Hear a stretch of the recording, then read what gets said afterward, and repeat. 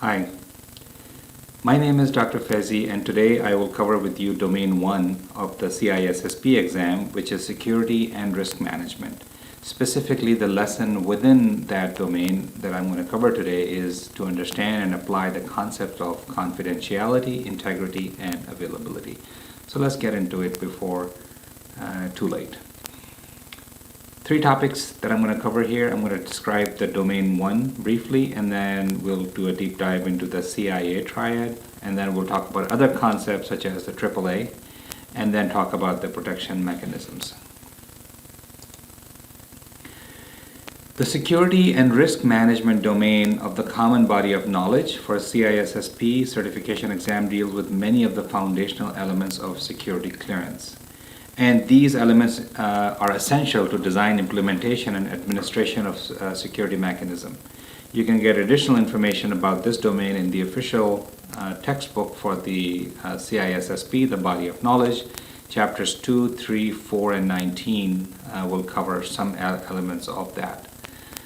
And please make sure to review all concepts. I'm going to be covering all concepts of that domain as well, and I have actually prepared a learning map to help you go through it systematically. What the learning map looks like is this. Domain 1 has all of these lessons. So right now we're dealing with Domain 1 and the Lesson 1, which is understanding and applying concepts of confidentiality, integrity, and availability. And I will make a video on each one of these so that you can really learn this domain. Security management concepts and principles. Security management concepts and principles are inherent elements in a security policy and solution deployment. They define the basic parameters needed for a secure environment. They also define the goals and objectives that are both policy designer and system implementers must achieve to create a secure solution.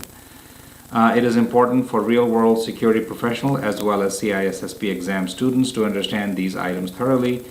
And this is what we're going to talk about in this section. So, just wanted to give you exactly the wording that is in the CISSP body of knowledge, so we are aligned and oriented on what it is that we need to learn. So now let's talk about the concept of CIA. What is CIA? Is it the spy agency? Well, there's that, but that's not what we mean here. We mean the three acronyms of the three letters of the CIA, and what they mean are confidentiality, integrity, and availability. And together, these three are called the CIA Triad, and it makes up one of the most foundational concepts within the information security body of knowledge. So, and you typically look at them together as the primary goals and objectives of security infrastructure. And commonly, people look at the CIA Triad as an essential element and that must be addressed together. You can't just address one and not the other. Think of it like a three-legged stool. If one leg breaks, the whole stool falls, and the stool in this case is information security. And a complete solution must address all elements of the CIA, confidentiality, integrity, and availability. So it's a good idea for us to be familiar with these concepts. You will hear it over and over again if you have not already been hearing it in your career, so a good idea to learn this. And within the CIA Triad, there are specific elements that must align to the organizational objective of your organization. So it's not just one size fits all. Some organizations would have different objectives, so we have to tailor our solution to that. So before getting into the individual elements of the CIA Triad, I just want to have a definition out there so that you can track the rest of this video. The first concept that the body of knowledge refers to is the object. So what is an object? An object in this particular case is a passive element in security relationship, and this could include a file, such as these Word files here. It could be any file. It could include computers. It could include network connections, and it could include the applications that your systems are running. So when we talk about object, we're talking about these kinds of things. The next concept that we use is a subject. And the definition of a subject from the CISSP body of knowledge is a subject is the active element in a security relationship, such as users, programs, and computers. So a user interacting with a computer is a subject. You could have a computer connecting to another computer, that would be a subject. You can have a program launching and interacting with the data on a computer, that could be a subject also. So the whole idea is that a subject acts on the objects.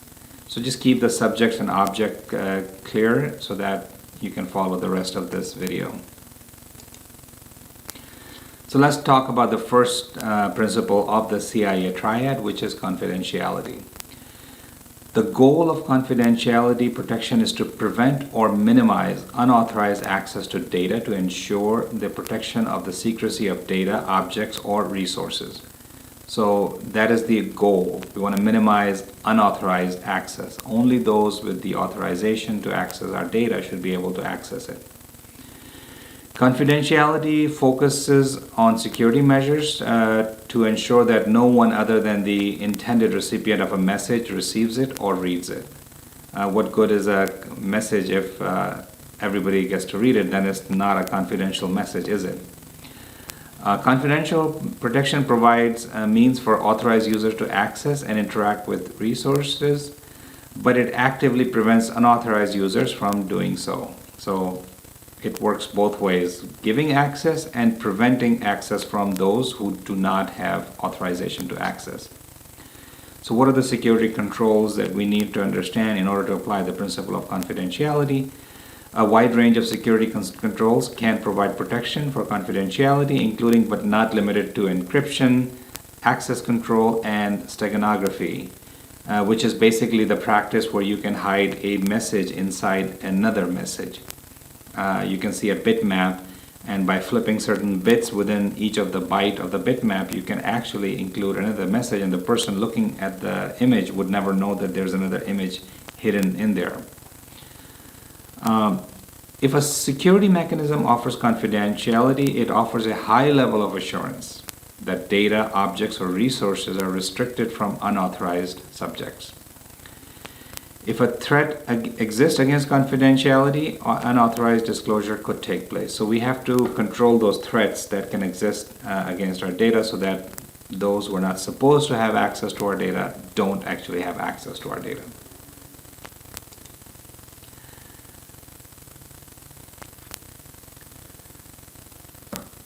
So the management of relationship between subjects and objects is known as access control. Remember, I talked about subjects, who the subjects are, and who the objects are. So that is what access control is. It's managing how the subjects and objects relate to each other. For confidentiality to be maintained in a network, data must be protected from unauthorized access, use, or disclosure while in storage, in process, and in transit. So storage would be data at rest, that is on your hard drives and storage devices, and data in process could be the data in the memory that you are actively processing, and data in transit is basically the data passing through as it's going from one computer to the next computer. So we also call that data in motion. Unique and specific security controls are required for each of these states of data, resources, and objects to maintain confidentiality. So what are the attacks and threats that you can have to the confidentiality of data? Well, there's several different types actually that could violate the confidentiality of your data. These could include like capturing network traffic. Somebody could be sniffing the wire or over the air wirelessly to see what messages you're sending and intercept and understand them. It could be like stealing passwords, files. Some person can go into your computer and grab the whole password file and then slowly decrypt all passwords and gain access to all users' data. It could be social engineering, port scanning, looking at ports on your computer to see which ones are open and accepting connections. Shoulder surfing, somebody walking behind your back and just eyeballing and looking at the password you are entering and gleaming your password. Or eavesdropping, somebody listening to, your conversations that they're not supposed to listen, maybe on a phone call. Or, escalation of privileges and so on. These are some of the examples. Violations of confidentiality are not limited to direct intentional attack. There are many instances of unauthorized disclosure of sensitive or confidential information because of the human error or human oversight or inaptitude. And these are not always intentionally supposed to happen, but sometimes people are careless, they don't understand, they are not aware, maybe they don't have the background knowledge, so they can actually violate and compromise your data confidentiality. Events that lead to confidentiality breach includes several things. For example, you may forget to properly encrypt a message in transmission. Internet is this wide array of computers connected throughout the world with network connections and routing devices. Anybody could be sniffing and looking at your data. So we have to make sure when we send the data through this information highway, where anybody can look at it, that it is actually concealed with practices such as encryption. You can have leaving open otherwise secured access points, which you have these, when you establish connections between two computers through a socket, you can leave certain ports open, listening for connections, and somebody can come in and start establishing connection, and some of them might be open, I think in the old days, Unix used to have this remote shell where you can just enter the trust relationship between two computers, and from one computer, someone could execute a command on the other computer. So things of that nature.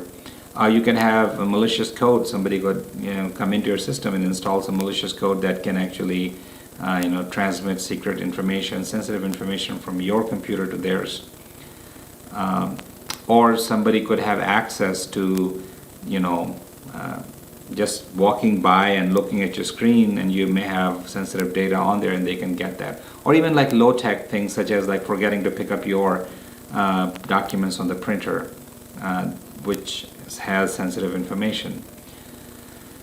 Or it could be like, you have sent a fax to a unintended recipient by mistake, and somebody who was not supposed to have that information now all of a sudden has that information. Confidentiality violations can result from the actions of an end user or a system administrator. So it's important to realize while system administrators are highly qualified and highly trained, they're still human beings. They can also make mistakes. It can occur because of an oversight in security policy or a misconfigured security control. For example, if you forget to turn on encryption in your connections, what's called a SSL or TLS, then obviously your data is not secured as it is traversing through the network. What are the countermeasures you can take to ensure confidentiality? There's several things you can do against possible threats, and these include, we already mentioned about encryption. We can pad the network traffic. We can implement strict access control. We can have rigorous authentication procedures such as two-factor authentication, multiple-factor authentications. We can classify our data so that people know that this is top secret data. It must not be released under any circumstances to unauthorized users. And some might be public, which could be released with some discretion to outside parties. And let's not forget about making our user base aware of their responsibilities and actions to protect data. So that is accomplished through training. And it is also interesting and important to note that confidentiality and integrity depend on each other. I mean, think of it that three-legged stool. If one of the leg breaks, the whole stool falls down. Without object integrity, in other words, the inability of an object to be modified without permission, confidentiality cannot be maintained. So if somebody changes your data, then, what good is the confidentiality?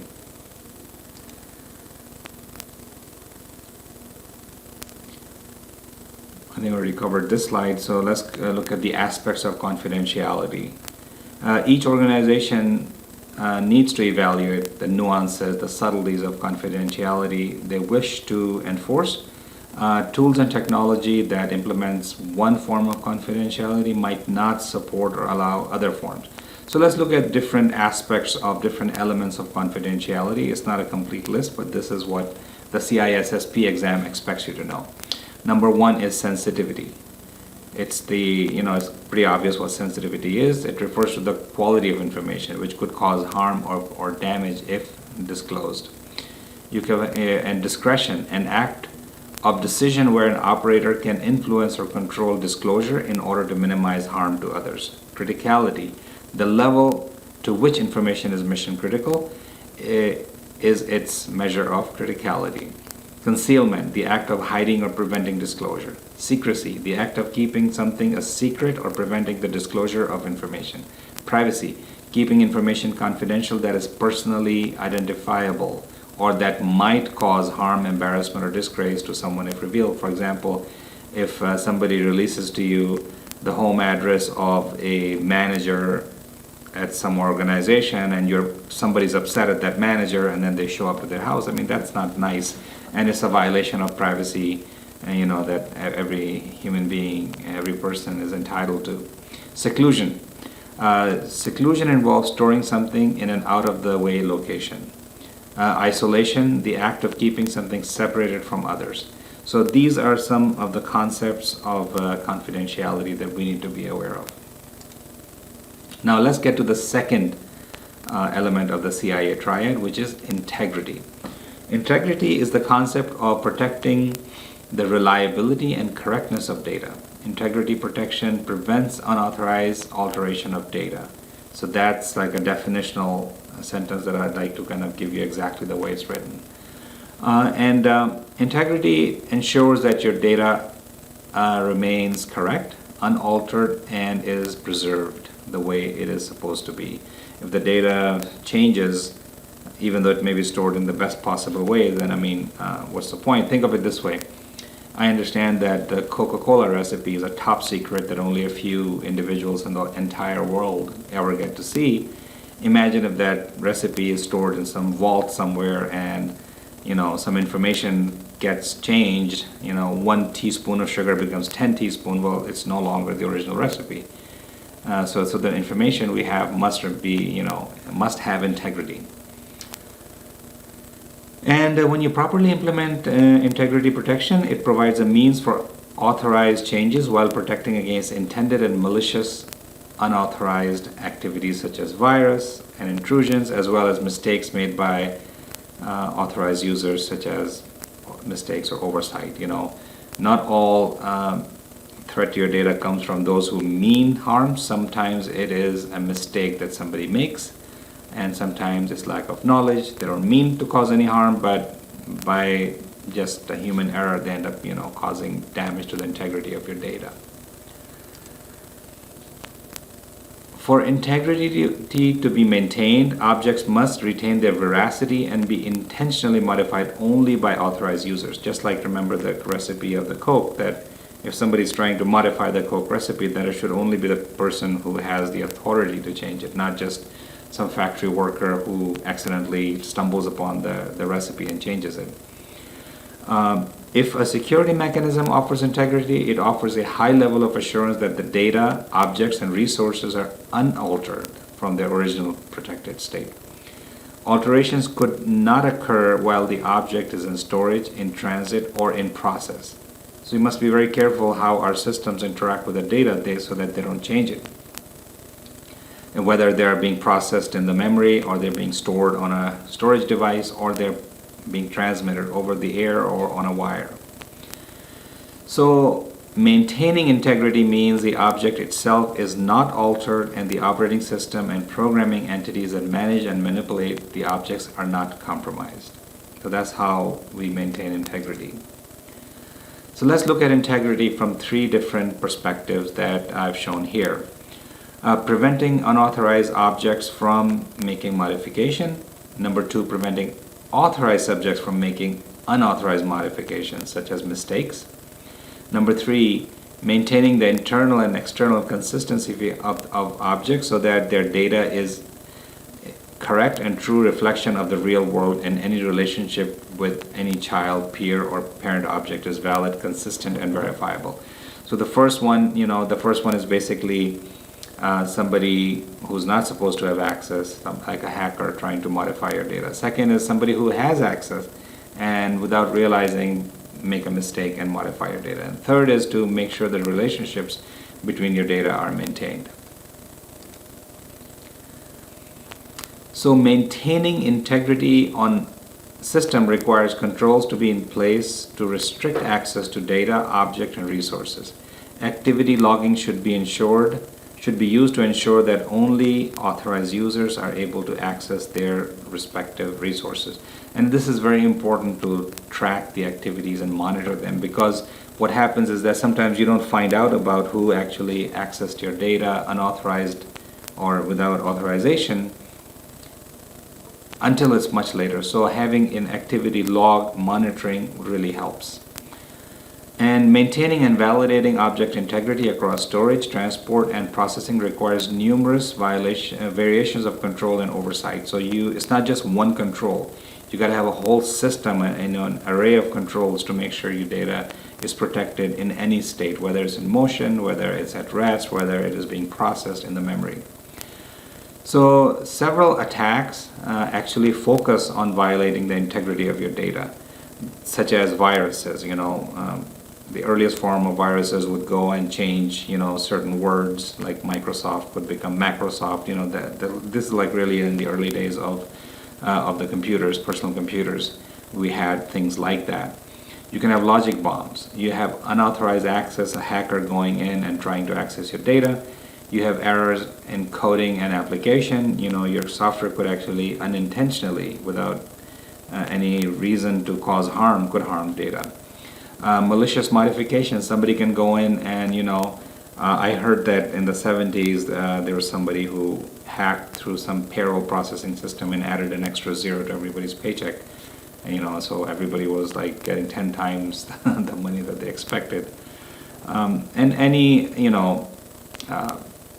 system backdoors they can put in, like, to give access to people to come in later. A lot of these hacks actually occur that way. Somebody accesses the system and then installs a little code and then use that later on to access the data. I think that happened in the JCPenney hack that occurred several years ago. So what are the things that lead to breaches of integrity?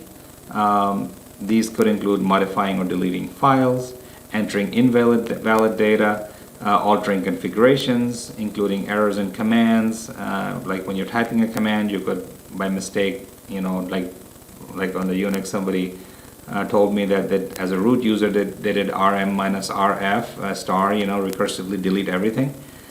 So that would, be an example of that. And Trojan horses. And integrity errors can occur because of the action of any user, including administrators. So we emphasize that human errors are human errors, and no matter how experienced and trained you are, you could still make an error. So a good system will account for that, to make sure that, we account for scenarios where a user error could creep in and violate the integrity of our data. They can also occur because of an oversight in a security policy or misconfigured security control. An example of oversight in a security policy could be that in a classified secret information type of a setting, users may not be required to lock their screen when they step away to get coffee or to go to the bathroom, for example. So users may be leaving their data exposed, and in that case we need a policy telling users to lock their screens when they step away. Or it could be a misconfigured security control. Somebody forgets to turn the encryption on the wire before the data is put on the wire, so that can result in violation of integrity.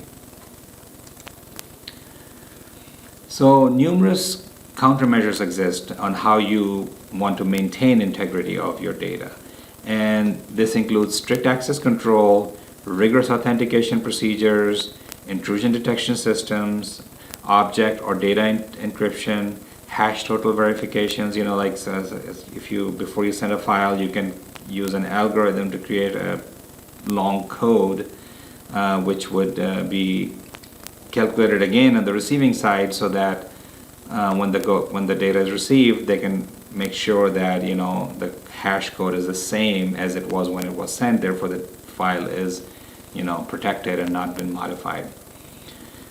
There's several other concepts and conditions that are part of integrity, and they're as follows: accuracy, that means being correct and precise; truthfulness, being a true reflection of reality; authenticity, being authentic or genuine; validity, being factual or logically sound; and non-repudiation, and we'll have more about repudiation coming, non-repudiation here, not being able to deny having performed an action or activity, so that we know like who's performing the actions and we can trace it back to the person.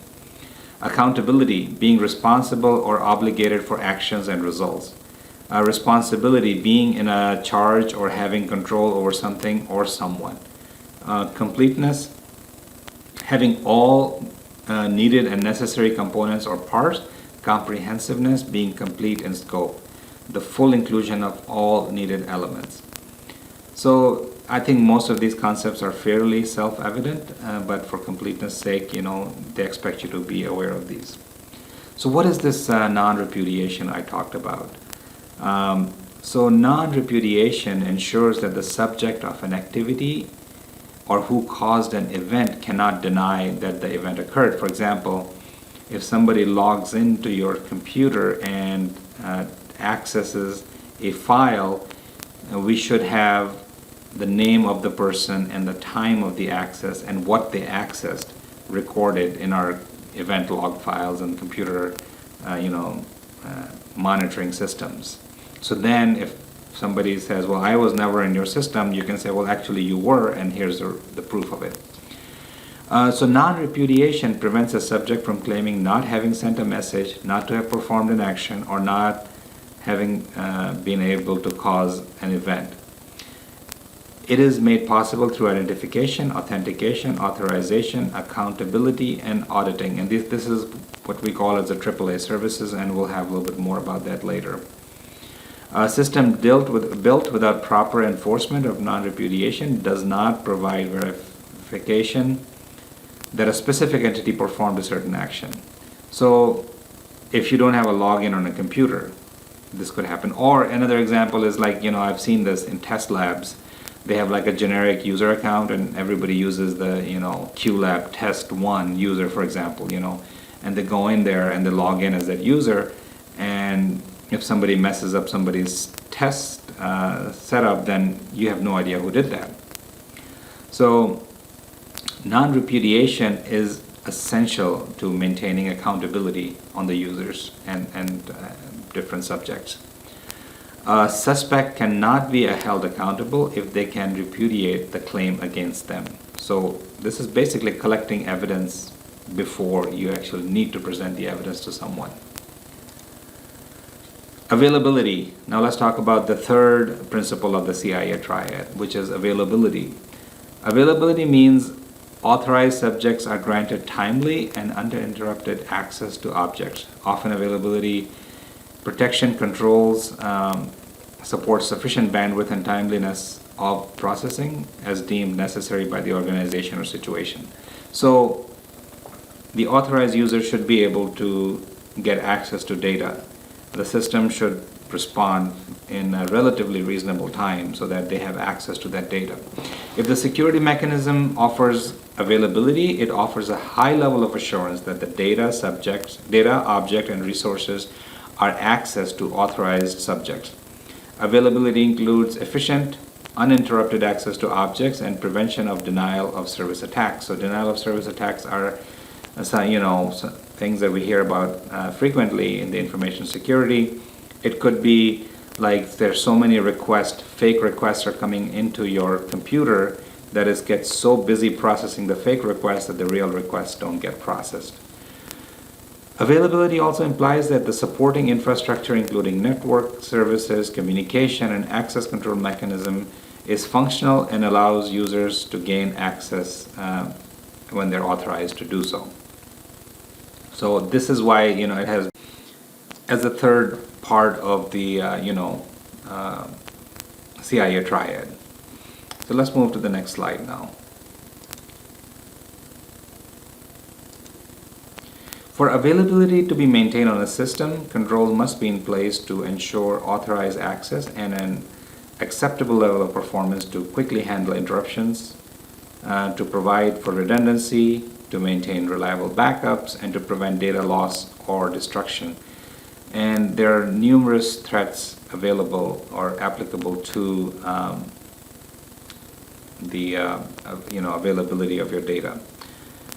And it could happen because of software failures, device failures, environmental issues, for example, overheating of computers, static, or flooding of, it's amazing how many times I've heard about data centers being flooded, power loss, and so on.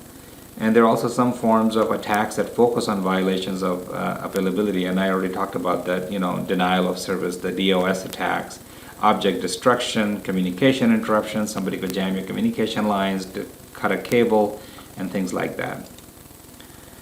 As with confidentiality and integrity, violations of availability are not limited to intentional attacks. Many instances of unauthorized alterations of sensitive information are caused by human error. So human error is a huge element, in information security.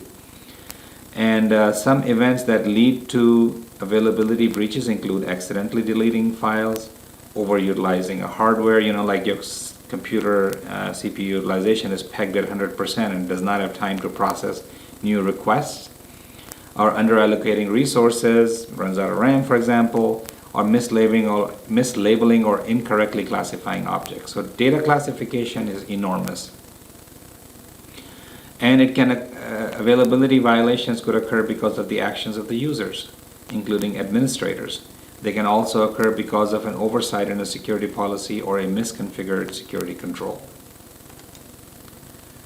Numerous countermeasures can be taken to protect your data against availability threats. These include designing intermediary delivery systems properly, using access control methods effectively, monitoring performance and network traffic, using firewalls and routers to prevent denial of service attacks, implementing redundancy for critical systems. So if one system fails, the other system can take over. Maintaining and testing backup systems. So a computer fails, you have a backup of data. If a data storage device fails, you have another copy of it. Most security policies, as well as business continuity planning, focuses on the use of fault tolerance features at the various levels of access, storage, and security, with the goal of eliminating single point of failure. We never want a single point of failure in our systems. Availability depends on both integrity and confidentiality. Without the other, you cannot maintain availability. So other concepts that you need to be familiar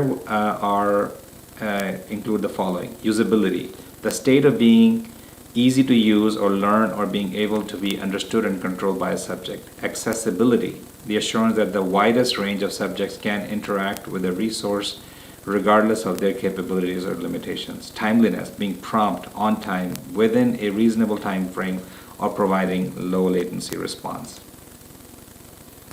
Now, CIA priorities I talked about earlier in this video have to be tailored to the needs of an organization. And every organization has unique needs. So most concepts on the exam are discussed in general terms, but in real world they are applied specifically to a specific situation. The management team and the security team must work together. This is an important concept that we must be aware of in order for the security needs of our organization to work properly. And one key aspect of this effort is to prioritize the security requirements of the organization. Knowing which tenant or asset is more important than another guides the creation of security stance. Just establishing priorities is a challenge. So we have to align the organizational objectives to provide this need.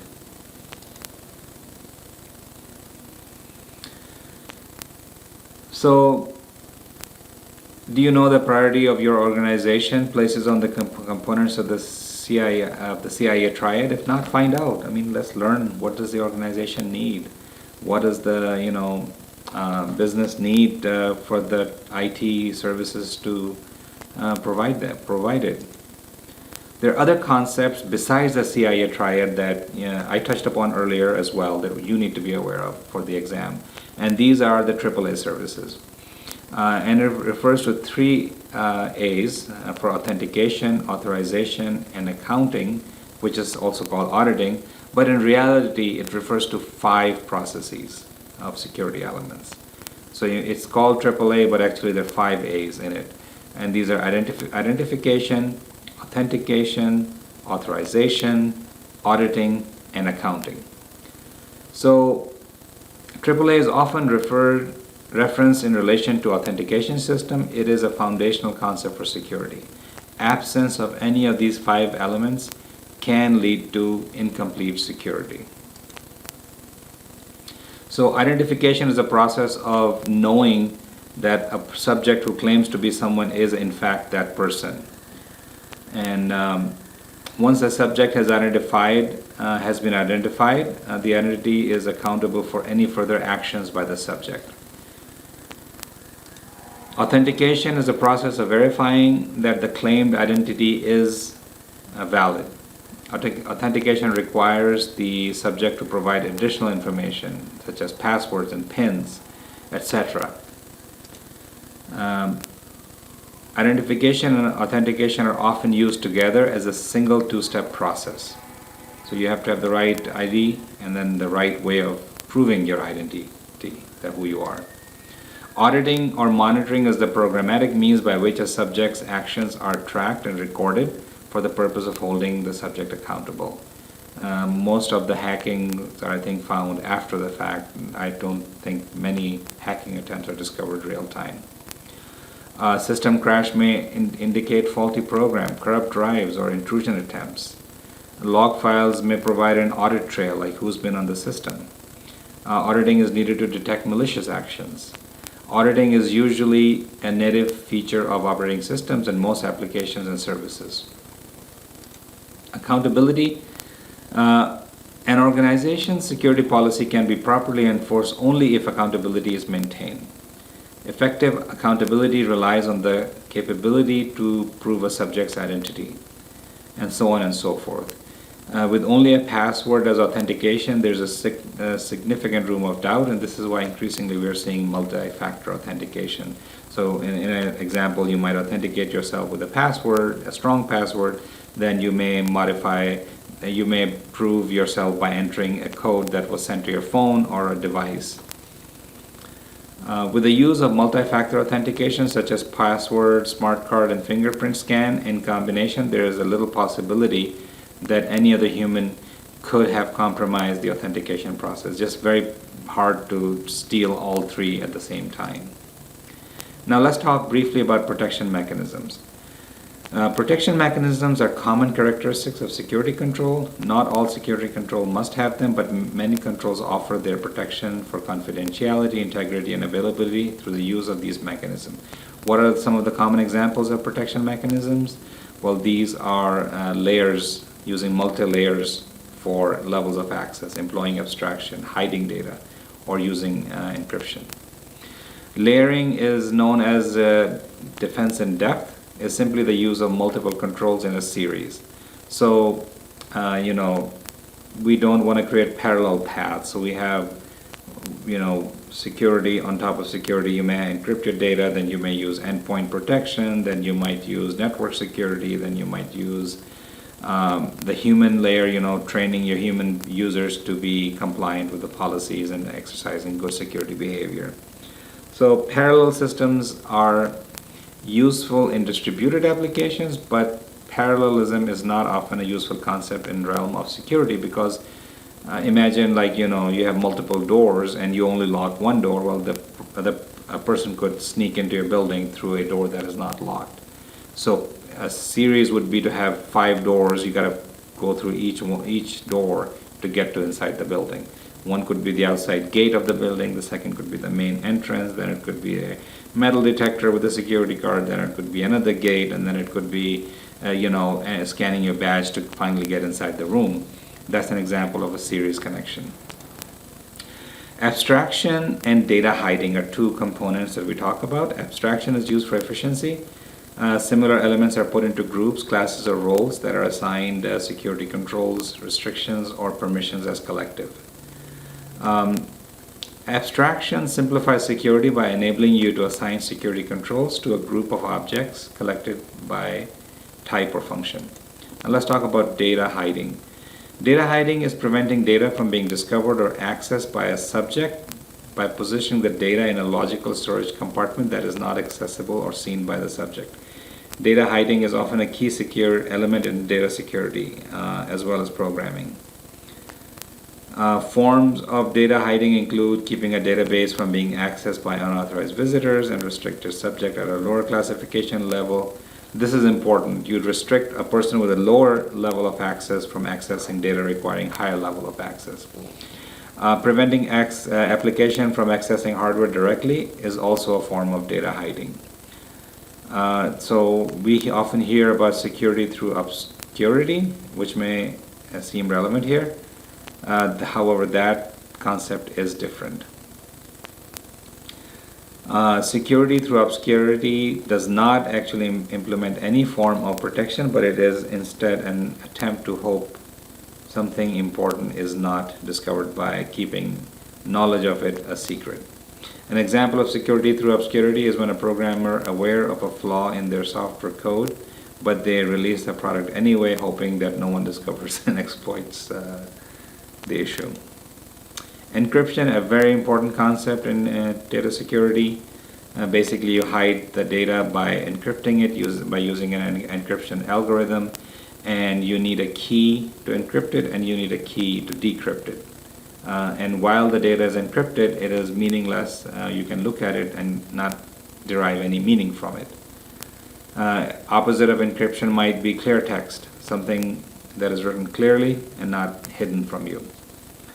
There are various strengths of the encryption algorithms and various weaknesses, and in the encryption can be easily breakable, and encryption is difficult to break. We have more coverage on encryption later. Well, that's all for now. I want to thank you for watching this video. I hope you learn more about information security. Again, my name is Dr. Fezi, and if you find these videos useful, please support us on the Patreon page. Thank you.